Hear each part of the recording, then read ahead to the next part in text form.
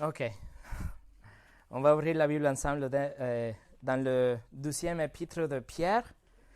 2 Pierre chapitre 1. 2 Pierre chapitre 1. C'est facile à trouver, c'est juste après 1 Pierre. Ok, ceci est le avant-dernier message dans cette série, notre étude de la divinité de Christ, et aussi en particulier de cette dernière section où on est en train de voir les déclarations concernant Jésus, ce que les autres ont dit par rapport à sa divinité. Au cours de cette série, on a passé déjà des heures en regardant la personne de Christ de près. Nous avons vu Jésus dans de différentes perspectives ou des angles. On a vu ses œuvres, on a vu son pouvoir, ses miracles, ses déclarations, on a vu son autorité, on a vu aussi ce que les autres ont dit, par exemple Hébreu, Paul. Et mon objectif tout au long de cette série, c'est celui des Écritures, le même objectif de la Bible. C'est de voir Jésus de près, c'est de contempler vraiment Jésus comme il est, pour que en regardant Jésus de près et à partir de ces différents angles, on peut comprendre qu'il est vraiment Dieu et que notre foi en lui soit précise, qu'elle ne soit pas vague comme oui Jésus, mais Jésus le Fils de Dieu, Dieu dans la chair, précis. Que notre compréhension de lui soit claire, que notre confiance en lui soit indéfectible, soit que ça ne bouge pas et que notre faim pour sa parole et notre respect pour sa parole et notre amour pour sa parole soit sincère. Ça, c'est mon objectif et c'est l'objectif d'ailleurs de toute la Bible. Les Écritures exposent d'une façon claire et puissante que Jésus est le Fils de Dieu et pendant qu'on étudiait cette série, nous avons ensemble, j'espère, en tant qu'une petite église, on a grandi dans notre connaissance de Jésus. On a grandi dans notre compréhension de sa personne, de comme il est vraiment. On a arrivé à le louer vraiment plus sincèrement. On a compris tous ensemble que Jésus est Dieu, que non, il est beaucoup plus qu'un leader religieux. Il n'est pas un homme gentil, il n'était pas un prophète. On a compris ensemble que Jésus n'est pas qu'un enseignant moral ou juste un chemin parmi plusieurs chemins pour arriver au paradis. On a compris que Jésus n'est pas un nom parmi plusieurs noms ou une vérité parmi plusieurs vérités pour arriver au paradis ou pour connaître Dieu, pour aller au ciel. On a vu ensemble que Jésus était, que Jésus est, que Jésus sera toujours Dieu et que Jésus est vraiment le seul chemin pour aller au paradis et pour nous approcher de Dieu d'ailleurs. On a vu que c'est lui seul qui peut nous concéder le passage, le pardon de péché, le passage au paradis. On a entendu ça déjà tout au long de notre étude de la divinité de Christ, mais en particulier de Thomas, de Paul, du livre de Hébreu, et aujourd'hui on va le voir de Pierre. Aujourd'hui on va entendre de Pierre. Pierre qui appartenait non seulement aux 12 disciples, mais Pierre appartenait aussi au cercle intime, le cercle le plus près de Jésus, ensemble avec Jean et avec Jacques. C'est le même Pierre qui a nié Jésus 3 fois la nuit de son arrestation, mais aussi qui a devenu plus courageux qu'un lion et plus audacieux qu'un guerrier. Le même Pierre, c'est celui qu'on va voir aujourd'hui qui déclare, qui défend la divinité de Christ, Jésus comme Dieu.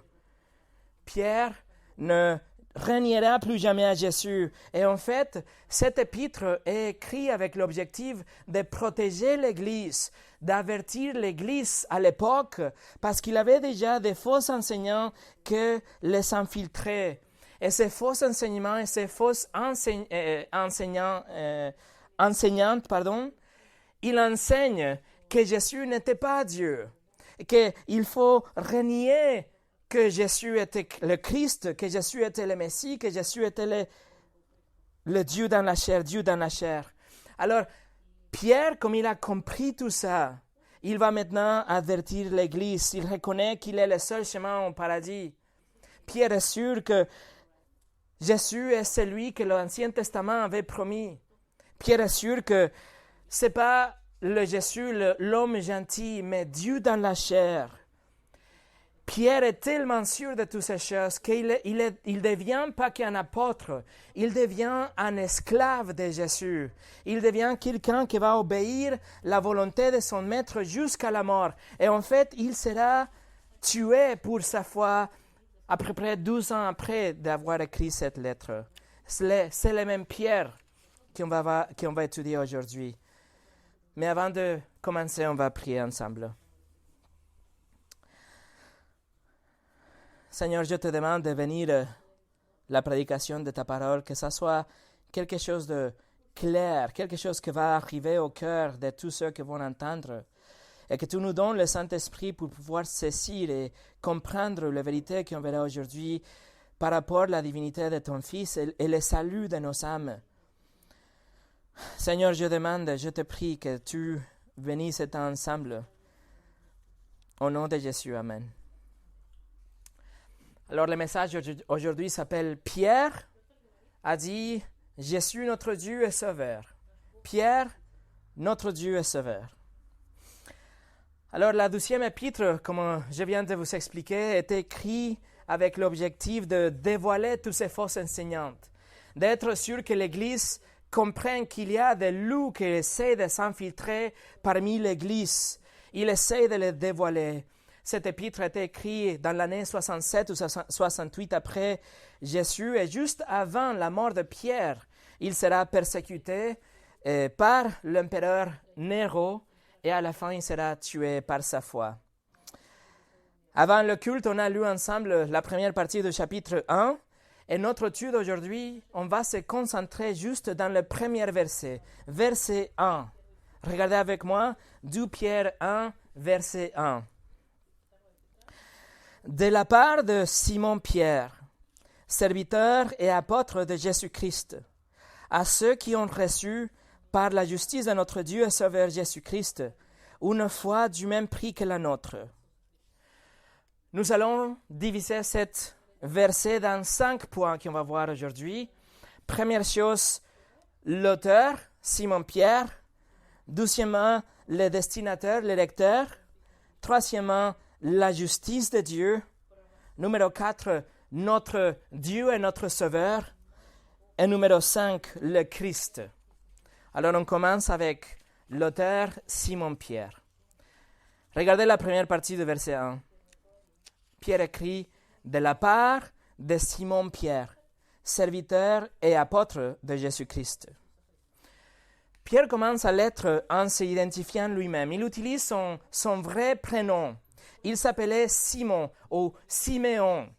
Mais après, il est devenu Pierre. Il est devenu Simon et Pierre. Pierre parce que c'était Jésus qui lui avait donné ce nom. Dans Matthieu chapitre 16, verset 18, on a cette conversation où Jésus dit « Je veux t'appeler Pierre ». Dans l'araméenne, c'est « Cephas », que ça veut dire « une petite pierre ». Une petite pierre. Alors, Simon, le prénom Simon, représentait sa vieille nature. Simon, le pécheur. Simon, celui qui était avant de rencontrer Jésus. Et Pierre représente sa nouvelle nature. Le Pierre qui était l'apôtre de Jésus, c'était plutôt un nom d'honneur donné par Jésus lui-même. Jésus lui appelle parfois Simon quand il va confronter son péché. Et il est appelé Pierre quand il prêche avec puissance, quand le Saint-Esprit utilise Pierre pour toucher les gens, dont les jours de Pentecôte. Pierre, ici, il utilise ces deux prénoms, Simon, Pierre. Peut-être c'est pour se rappeler lui-même de cette position humble qu'il avait comme quelqu'un qui ne connaissait pas Dieu, et du coup, la grâce de Dieu était magnifiée en lui et une nouvelle nature était reçue par cet Simon. Oui, il est Pierre l'apôtre d'un côté, mais oui, il est Simon le marchand de poissons de l'autre côté. Il s'appelle Simon-Pierre. Simon-Pierre, ensemble, est devenu son nom en général parmi la première église.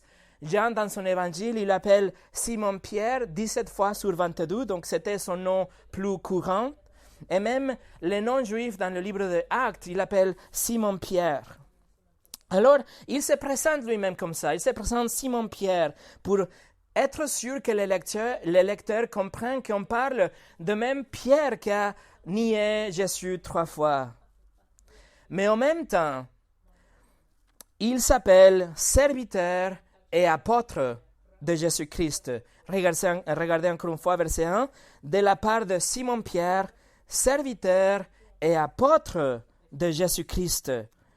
Ces 12 adjectifs qui représentent une position humble, serviteur, mais en même temps une position privilégiée, apôtre, une position privilégiée dans l'Église.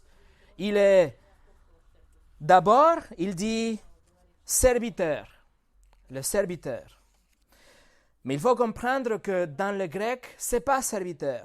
Le grec, c'est doulos, que c'est esclave. Esclave. Pierre est en train de s'appeler esclave de Jésus-Christ.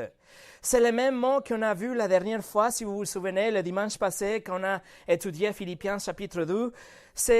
En Philippiens, c'est Jésus qui se fait appeler un esclave de Dieu. De la même façon, Pierre, il s'appelle lui-même un esclave de Jésus. Pourquoi? Parce qu'il appartient à Jésus.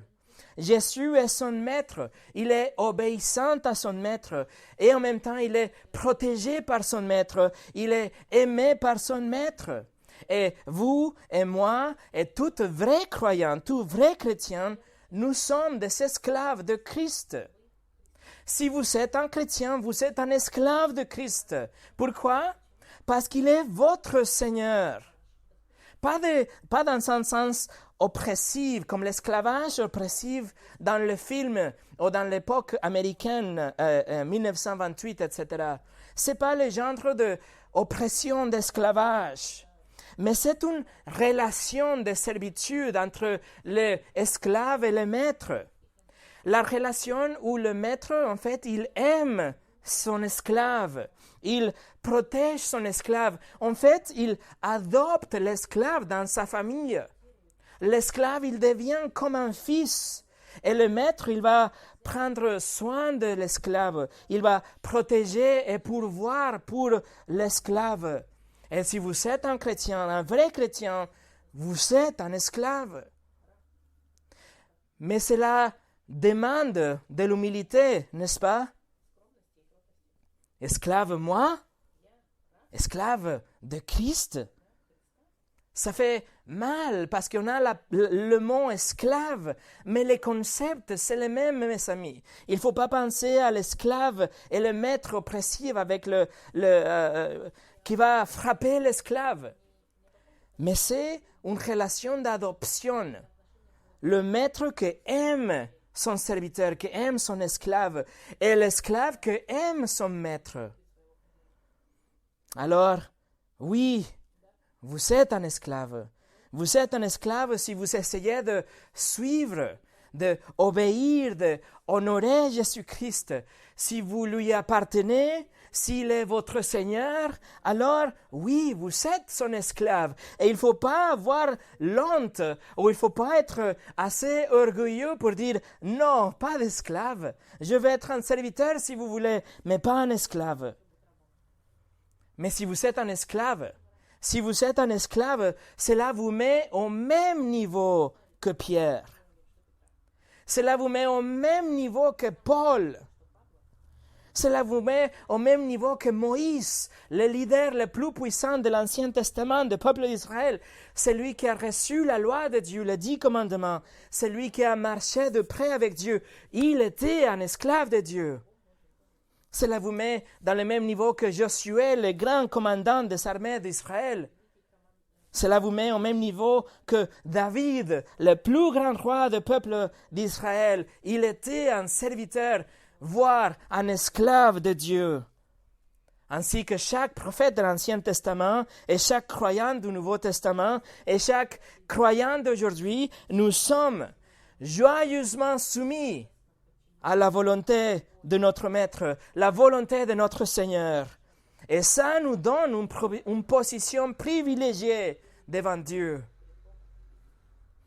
On était en train de parler avec ma femme de Jonas, le prophète. Il était un esclave. Et quand il a essayé de s'échapper de la volonté de son maître, de Dieu, alors le grand poisson l'avalait pour 3 jours, pour lui apprendre une leçon d'humilité. William Barclay, un théologien commentateur de la Bible, a dit ça. Appeler le chrétien l'esclave de Dieu signifie qu'il est irrévocablement à la disposition de Dieu. Appeler le chrétien l'esclave de Dieu veut dire que le chrétien doit une soumission inquestionnable à Dieu. Appeler le chrétien l'esclave de Dieu signifie qu'il est constamment au service de Dieu. L'esclave a littéralement aucun temps personnel, pas de vacances, pas de temps libre, pas de heures de travail régies par un contrat, pas de congé. Tout son temps appartient au maître. Le chrétien est, en toute nécessité, l'homme dont chaque moment de sa vie est passé au service de Dieu.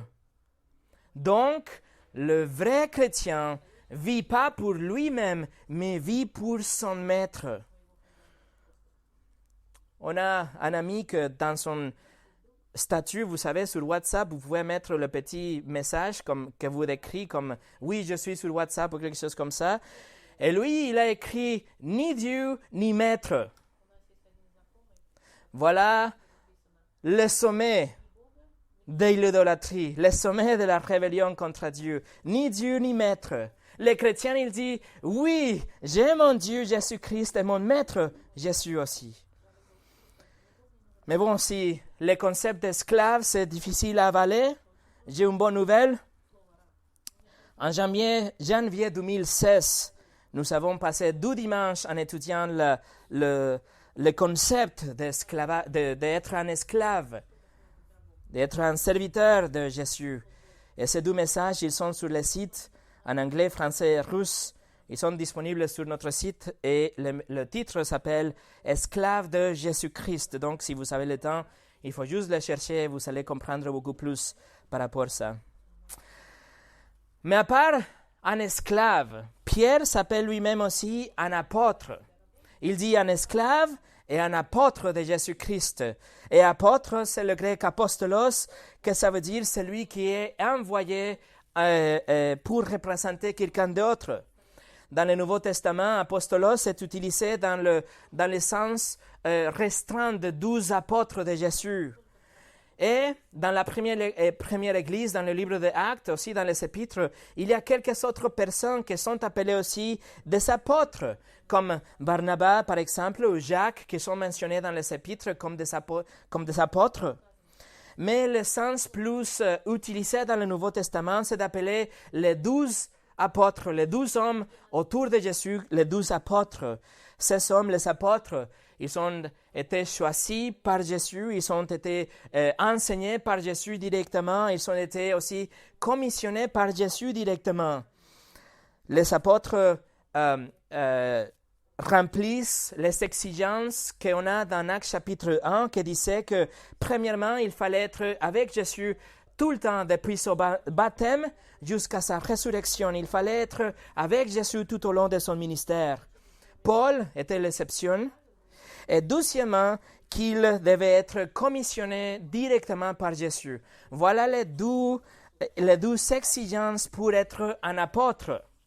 Alors, on va répondre à la question, est-ce qu'il y a des apôtres aujourd'hui? Parce qu'il y a plusieurs dénominations chrétiennes qui disent que oui, qu'il y a des apôtres parmi eux, et la réponse est non. Selon les exigences de la Bible, non. Les apôtres, ou la position des apôtres, c'était juste restreinte à la première église et les 12 apôtres autour de Jésus. Et Pierre était un de ces 12, comme on a dit déjà. On le sait. Voilà. Numéro 2, le lecteur, le destinataire de cet épître. Ensuite, Pierre écrit qui sont les destinataires, qui sont les lecteurs de cet épître. Et si vous lisez la lettre, toute l'épître en entier, vous allez voir dans le chapitre 3, ils disent que les destinataires sont ceux de la première épître de Pierre, c'est-à-dire les chrétiens qui étaient dispersés tout autour d'Israël dans cette époque que c'était la première église, 64 après Jésus. Donc, on sait que cet épître est écrit pour les croyantes. OK? Mais regardez comment il appelle les croyants, qu'est-ce qu'il dit pour faire référence à les croyantes. Verset 1, encore une fois. Il écrit, « De la part de Simon-Pierre, serviteur et apôtre de Jésus-Christ, à ceux qui ont reçu, et à la fin du verset, une foi du même prix que la nôtre. À ceux qui ont reçu une foi du même prix que la nôtre. » Il faut savoir que selon votre traduction, ça peut sembler, il semblerait que les croyants avaient reçu quelque chose en échange de quelque chose d'autre.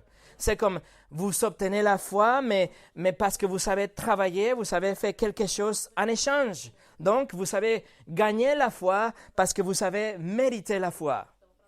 Mais il faut comprendre que Pierre utilise absolument un autre mot pour exprimer ce concept. Quand vous recevez la foi, Pierre écrit, c'est d'une façon gratuite et n'a rien à voir avec vous.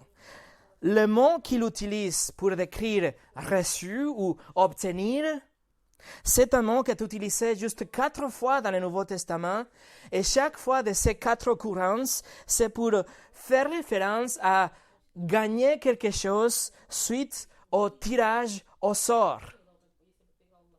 Donc, vous gagnez le tirage au sort, vous recevez quelque chose. Autrement dit, vous recevez quelque chose n'ayant absolument rien à faire pour l'obtenir. C'était un tirage au sort. Pas d'effort, pas de travail, vous ne le méritez pas, vous ne l'avez pas gagné, vous n'avez rien fait pour le recevoir. Vous l'avez juste reçu. Une autre façon de traduire le mot pour recevoir ou obtenir, ça peut être attendre par la volonté divine. Recevoir quelque chose parce que Dieu a voulu vous le donner. La semaine passée, quelqu'un m'a posé une question par rapport au loto. Et voilà, si vous jouez le loto et vous gagnez, c'est ça. Vous n'avez rien fait pour gagner, à part d'acheter votre billet, bien sûr, mais il n'y a pas un échange, il n'y a pas une transaction pour gagner. Pierre, quand il utilise ces mots précis, il est en train de souligner que le salut n'est pas atteint par l'effort personnel, que le salut n'est pas atteint pour un suivant de tradition ou un suivant de sacrifice de soi ou pour que vous êtes digne de le recevoir, mais purement par la grâce de Dieu. Si vous êtes sauvés, c'est juste parce que Dieu a voulu vous le donner. Laissez-moi vous montrer quelque chose. On va aller ensemble à Actes chapitre 11. Actes chapitre 11.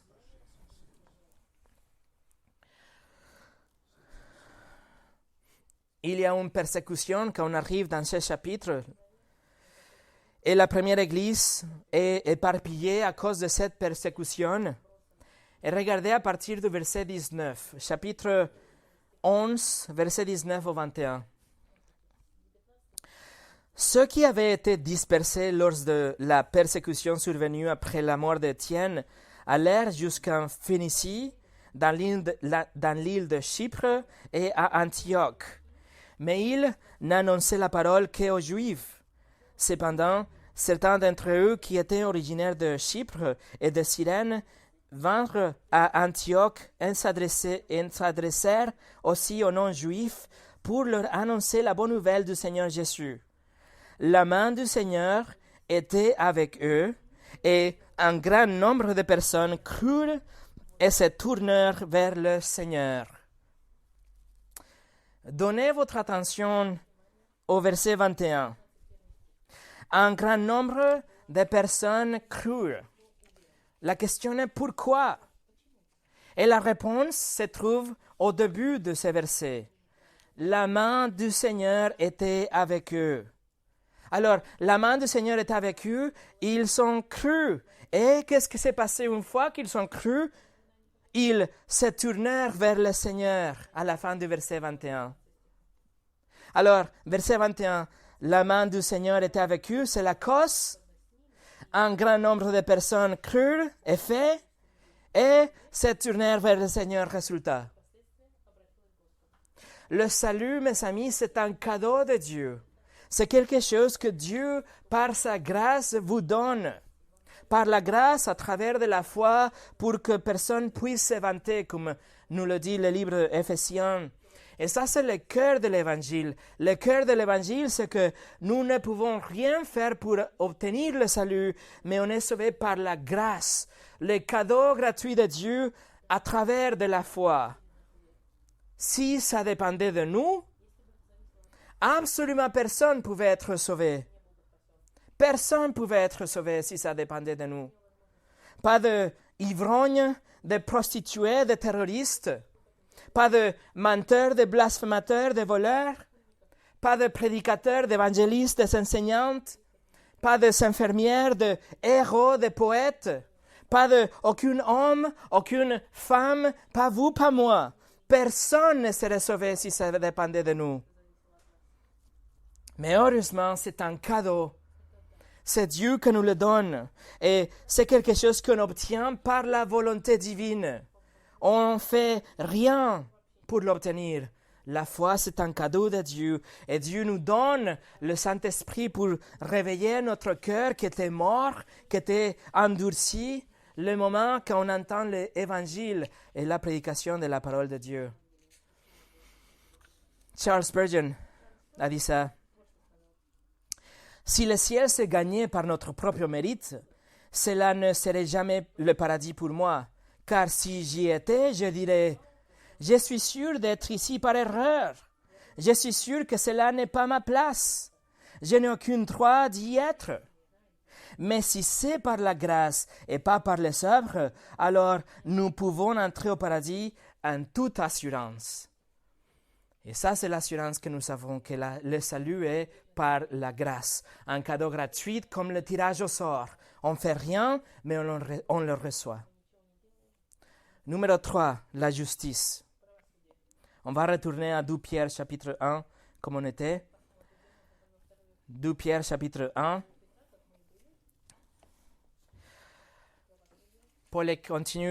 Pierre écrit,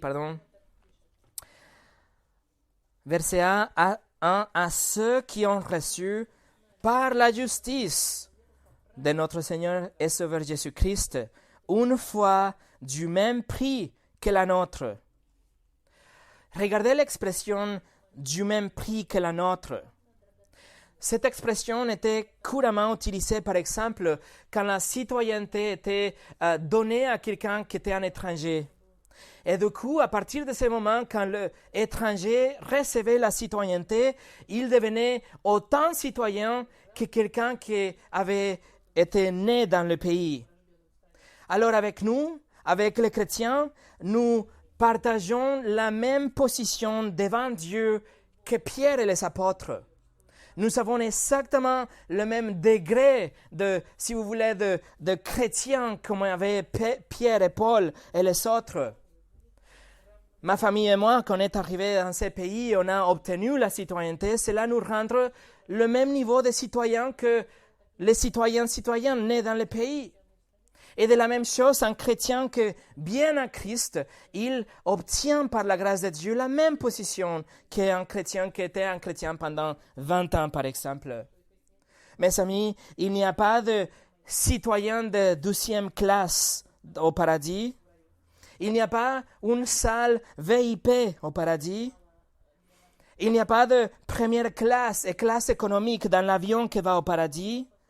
Nous avons tous la même position. Nous avons tous la même foi que les autres. Une foi du même prix que la nôtre, Pierre a écrit. Pourquoi on a la même foi et le même standing, la même position que les autres chrétiens? Parce qu'on partage la même justice de Christ.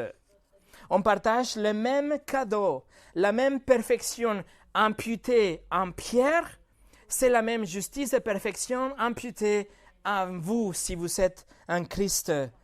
Nous avons devant Dieu la même robe blanche, la même robe immaculée que portait Jésus, la même vie sans péché est à nous, la même qualité, la même pureté, la même position devant Dieu parce qu'il nous voit comme si on n'avait jamais péché. La robe blanche nous habille.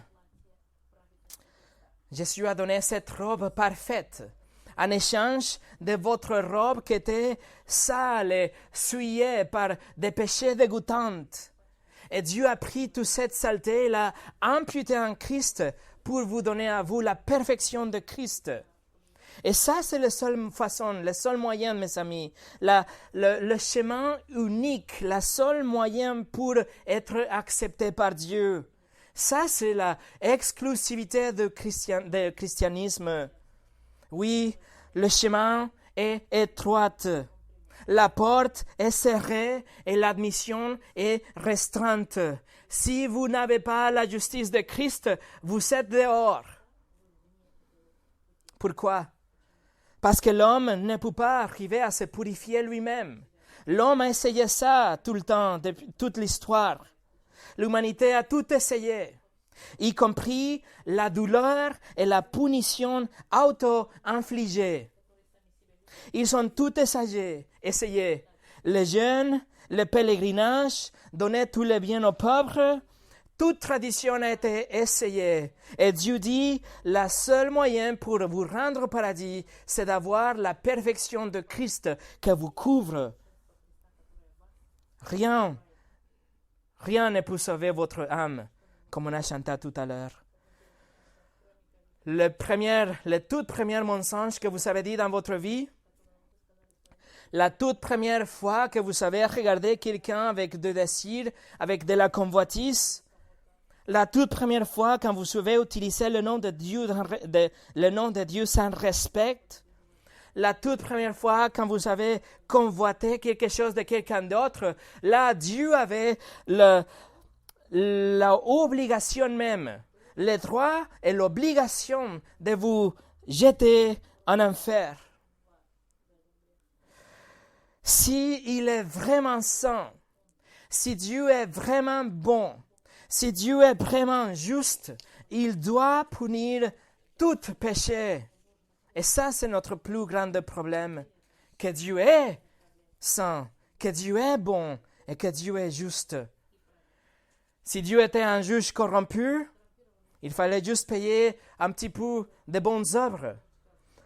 Il fallait juste payer juste un petit peu de dons aux croix rouges. Il fallait juste payer un petit peu de lecture de la Bible ou de chants ensemble. Ou il faut avoir juste quelques livres chrétiens dans l'étagère. Et s'il était un juge corrompu, oui, il pouvait vous laisser partir.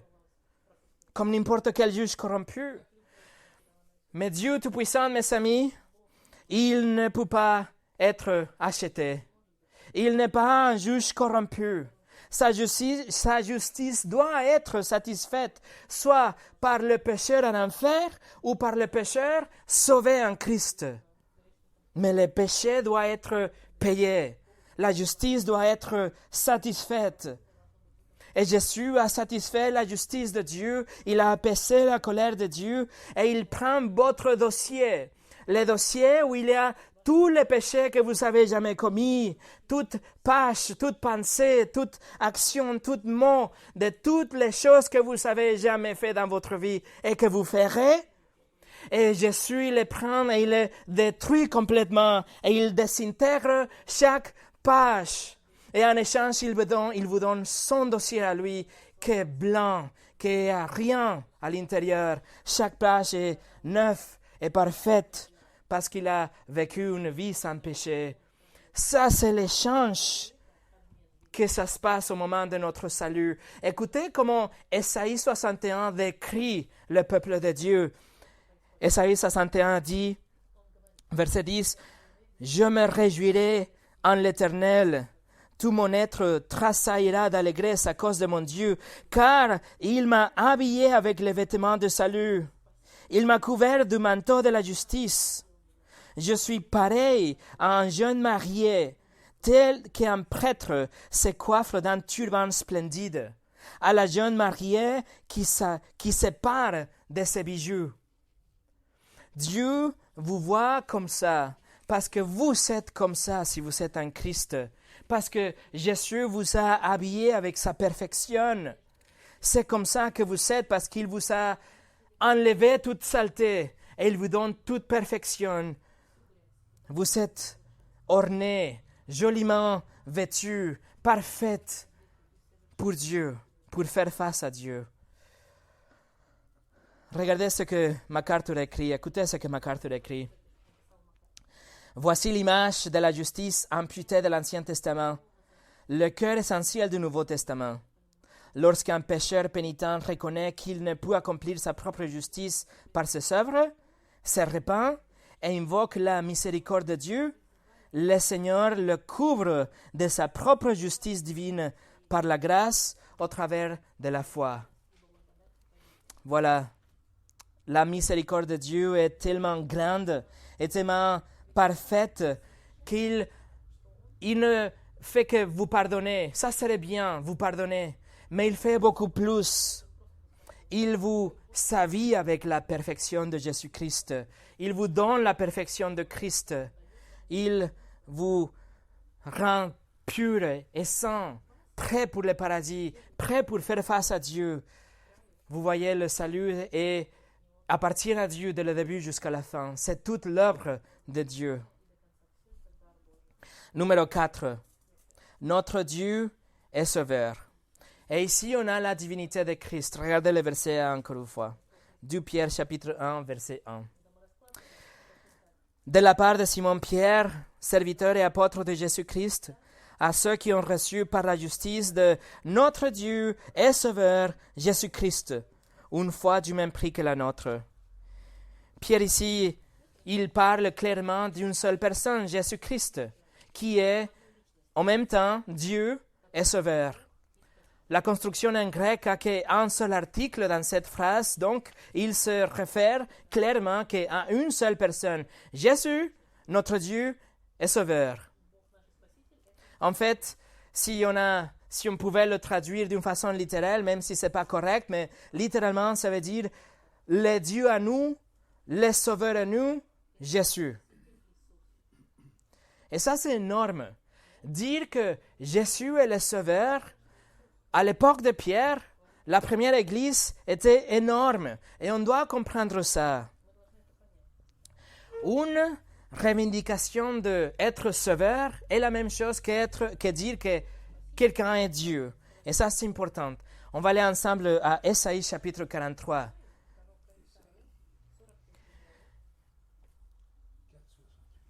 Ésaïe chapitre 43.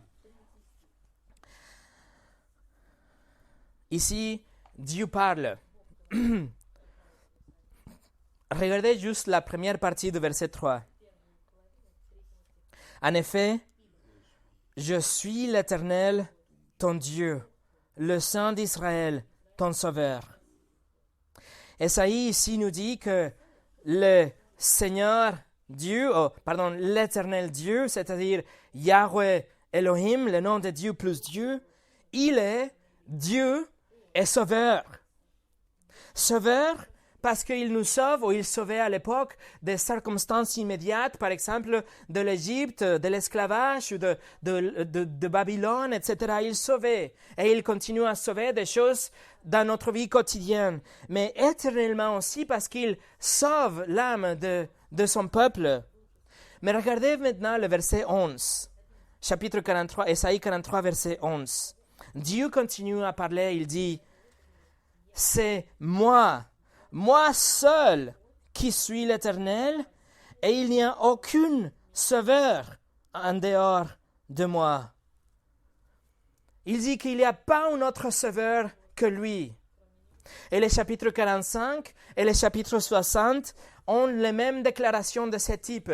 Dieu dit, « Seulement moi je suis le sauveur. » Dieu Tout-Puissant, il est Dieu et Sauveur. Et tout Juif savait ça, qu'être un sauveur était équivalent à être Dieu. Ésaïe clairement nous dit ici qu'à part de lui, il n'y a pas un autre sauveur. Alors, une affirmation d'être sauveur était énorme parce qu'Ésaïe avait dit qu'il n'y a pas un autre sauveur à part Dieu. Cependant, dans le Nouveau Testament, Jésus est appelé sauveur à plusieurs reprises. Matthieu chapitre 1, un ange a dit à Marie que le sauveur serait né. En Luc chapitre 2, l'ange déclare que le sauveur serait né à Bethléem. Dans Jean chapitre 4, le Samaritain dit que Jésus est le sauveur du monde. Et dans notre texte aujourd'hui, Pierre dit que Jésus est sauveur et Dieu. D'ailleurs, Pierre va utiliser le même mot sauveur 4 autres fois dans son épître et tout le temps, il fait référence à Jésus comme le sauveur. Et quand il a prêché ce message puissant le jour de Pentecôte dans Actes chapitre 2, quand il avait 3000 personnes qui se sont converties d'un seul coup, il prend le titre de sauveur et il l'applique à Jésus. Pourquoi? Parce qu'il est en train de dire, le sauveur de l'Ancien Testament est ici, c'est Jésus. Alors Jésus est le sauveur de l'Ancien Testament, le sauveur de l'Ancien Testament est Dieu, donc Jésus est Dieu. Pierre est en train de dire, Jésus est Dieu Tout-Puissant. Il n'est pas la même personne que Dieu le Père, mais il n'est pas moins important que Dieu le Père. Il existe éternellement, égal avec le Père, mais il est une personne différente avec Dieu le Père à l'intérieur de la Trinité. Écoutez, ça c'est intéressant. Jésus est appelé Dieu dans Ésaïe chapitre 9. Et Yahweh, le Dieu de l'Ancien Testament, il est appelé Dieu en Deutéronome 6. Jésus est appelé l'alpha et l'oméga, ou le début et la fin dans Apocalypse chapitre 1, chapitre 2 et chapitre 22. Et Yahweh est appelé l'alpha et l'oméga, le début et la fin dans Ésaïe chapitre 41 et chapitre 48. Jésus est appelé le Seigneur dans Philippiens chapitre 2, juste comme Yahweh est appelé le Seigneur dans Ésaïe chapitre 45. Jésus est le roi souverain dans Apocalypse 17. Et Yahweh est le Dieu souverain dans les psaumes 95 et Ésaïe 43. Jésus est le sauveur du Nouveau Testament, juste comme Yahweh est appelé le sauveur de l'Ancien Testament. Dans notre texte, dans 2 Pierre chapitre 1, la seule façon de comprendre ce que Pierre est en train d'écrire, c'est de dire notre Dieu Jésus-Christ est sauveur. Ou notre sauveur Jésus-Christ est Dieu. Notre Dieu, notre sauveur. On va retourner à 2 Pierre chapitre 1, notre texte. Et numéro 5, le Christ.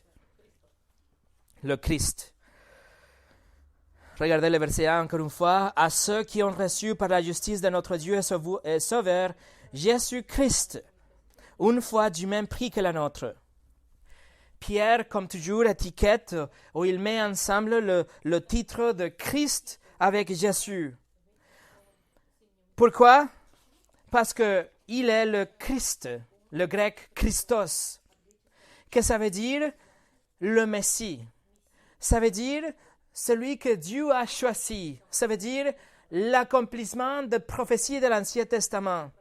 Ça veut dire le Sauveur promis, le Rédempteur promis. Celui qui va satisfaire la justice de Dieu. Celui qui va régner pour toujours et à jamais. Le Messie, ça veut dire celui qui est l'accomplissement de toutes les promesses de l'Ancien Testament, celui qui est venu pour nous sauver. Depuis le jour d'Adam et Ève, Genèse chapitre 3, Dieu avait déjà promis que la sémence de la femme écraserait la tête de la serpente. Et depuis ce jour, toute génération après génération, ont attendu ce Rédempteur, cette semence qui va écraser la tête de le serpent. Quand Ève a donné naissance, par exemple, à Caïn, son fils, elle a pensé que peut-être Caïn, c'était le Messie, que peut-être Caïn, c'était l'accomplissement de cette prophétie, que peut-être Caïn, c'était celui qui va écraser la tête de le serpent. Mais à sa consternation, Caïn n'était pas le Messie. Il était en fait un meurtrier. Il a tué son propre frère. Et depuis là, génération après génération, à travers les siècles, attendez le Messie, attendez la promesse, le Rédempteur. Et à travers les siècles et à travers la révélation de Dieu, les détails de ce Rédempteur ont devenu de plus en plus clairs, jusqu'au moment quand Jean-Baptiste a vu Jésus. Et il a dit, voilà l'agneau de Dieu qui ôte le péché du monde. En Jésus, de milliers d'années se terminent. En Jésus, les promesses de Dieu à Adam et Ève et à toute l'humanité sont accomplies. En Jésus, des centaines et centaines de prophéties de l'Ancien Testament sont complétées et accomplies. Jésus, le Messie, le Christ. Et mes amis, quand vous entendez quelqu'un qui dit Jésus-Christ, Christ n'est pas comme le nom d'un prénom. Christ est son titre qui révèle aussi sa royauté, le roi attendu, le roi promis. Donc Jésus-Christ est aussi une façon de dire je suis le roi. Je suis le roi. Pour finir, regardez le verset 1 en entier pour une dernière fois. De la part de Simon-Pierre, serviteur et apôtre de Jésus-Christ, à ceux qui ont reçu par la justice de notre Dieu et Sauveur, Jésus-Christ, une foi du même prix que la nôtre. Laissez-moi vous mettre en défi avec ces seuls versets. Et ça vous donnera quelque chose à réfléchir aussi le dimanche prochain qu'on n'aura pas de culte. Première chose, serviteur ou esclave. Comme Pierre, est-ce que vous êtes prêt à dire « Je suis l'esclave de Jésus » Est-ce que vous êtes prêt à vous soumettre à la volonté de Jésus? Est-ce qu'il est vraiment votre Seigneur? Est-ce qu'il est vraiment votre Maître? Est-ce que vous allez soumettre votre volonté à la sienne? Vous êtes prêt à dire, c'est ça que je veux, mais Jésus dit différemment, alors je me soumets et je vais obéir la parole de Dieu, la parole de Jésus. Si ça c'est le cas, alors vous allez obéir, vous allez le suivre, vous allez vouloir faire ce qu'il vous propose à travers de sa parole. Deuxièmement, apôtre. Comme on a dit, la position d'apôtre n'existe plus. La position n'est plus active. Elle était juste pour la première église et les 12 apôtres. Mais l'œuvre d'un apôtre, celui qui est envoyé au nom de quelqu'un, ça c'est actif. Nous sommes des ambassadeurs de Christ, 2 Corinthiens nous dit. Alors, est-ce que vous êtes en train de faire le travail du Seigneur? Par exemple, est-ce que vous êtes concerné pour ceux que vous connaissez qui ne sont pas de chrétiens, qui ne connaissent pas Christ comme leur Seigneur et leur Sauveur? Est-ce que vous êtes en train de prier pour eux ou est-ce que vous aussi vous les partagez peut-être ce que vous avez appris? Est-ce que vous voulez connaître Jésus beaucoup plus à travers sa parole pour pouvoir faire son œuvre? Numéro 3, la justice. Est-ce que vous êtes un chrétien, vous êtes un croyant aujourd'hui? Avez-vous déjà reçu la grâce de Dieu? Avez-vous déjà compris la grâce de Dieu, la grâce infinie de Dieu qui pardonne tous vos péchés? Avez-vous été déjà habilité pour vous repentir, pour faire confiance en Jésus, pour donner votre vie et votre éternité à Jésus, pour dire « Oui, il est mon Sauveur ». Sinon, alors quand est-ce que vous allez le faire? Quand est-ce que vous allez recevoir la justice de Christ? C'est ce que vous avez vraiment besoin pour faire face à Dieu en jugement. Vous avez besoin de la justice, la robe parfaite de Christ. Et vous déshabillez de votre robe sale de péché. Numéro 4, Dieu. Est-ce que Jésus est votre Dieu? Est-ce que c'est Jésus, celui que vous remerciez pour l'air que vous respirez? Est-ce que Jésus est le destinataire de votre amour, de votre louange? Est-ce que vous comprenez que c'est Jésus, celui qui a créé, qui soutient et qui gouverne l'univers aujourd'hui? Numéro 5, Sauveur. Est-ce que vous comprenez que c'est Jésus, celui qui vous sauve de la condamnation de l'enfer? Vous comprenez que si ce n'était pas pour Jésus, grâce à Jésus, le paradis serait vide, complètement vide?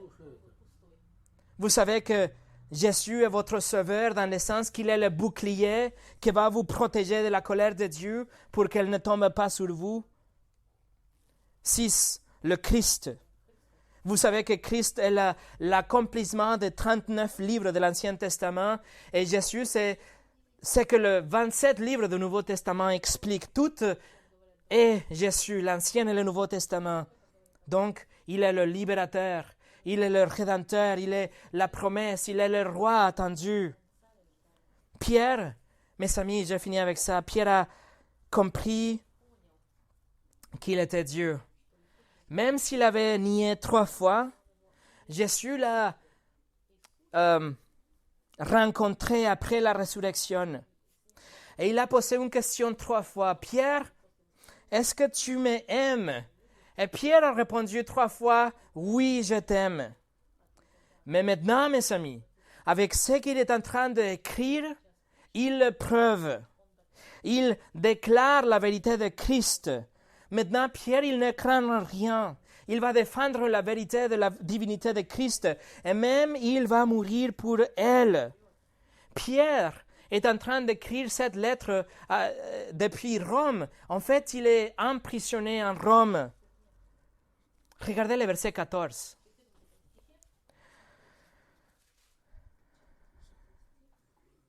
De Pierre chapitre 1, verset 14. Car je sais que je quitterai bientôt ce corps, même comme notre Seigneur Jésus-Christ me l'a fait connaître. Et 2 ou 3 ans plus tard, Pierre sera tué. Il deviendra un martyr. Pierre sera crucifié, juste comme Jésus l'avait prédit en Jean chapitre 21. Jésus l'avait dit, tu tendras les mains en parlant de sa mort. Pierre sera crucifié 12 ans plus tard. Mais la tradition nous dit que Pierre a demandé d'être crucifié dans une croix à l'envers. Il a dit qu'il n'était pas digne de mourir de la même façon que son maître. Pierre était vraiment soumis à son maître. Jésus était son roi et il n'était pas digne même de mourir la même mort que Jésus.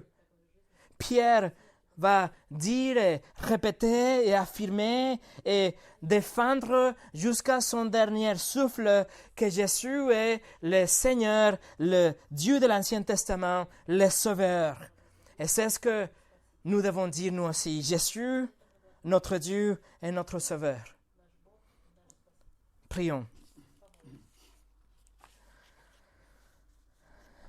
Seigneur, personne ici veut être des martyrs. Personne ici, je pense, est prête à donner sa vie de la façon que Pierre l'a fait. Mais je voudrais que nous donnions, je veux donner ma vie dans le sens que je veux vivre pour toi. Je veux vraiment que tu sois mon maître, montrer que je suis vraiment ton esclave. Recevoir toute la gentillesse du maître envers l'esclave, recevoir tout l'amour et la protection d'un bon maître vers un esclave. Seigneur, je veux aussi annoncer et dire et que nous soyons tous sûrs que tu es le Seigneur des Seigneurs, le Roi des Rois, que tu es Dieu, le Sauveur de l'Ancien Testament. Merci pour ta parole qui nous apprend, qui nous explique toutes ces vérités qui sont importantes. Et maintenant, Seigneur, je te demande qu'elles soient toutes affirmées par le Saint-Esprit dans notre cœur et que le Saint-Esprit travaille en nous pour nous changer, pour qu'on puisse affirmer la divinité de Christ pour toujours. Au nom de Jésus, Amen.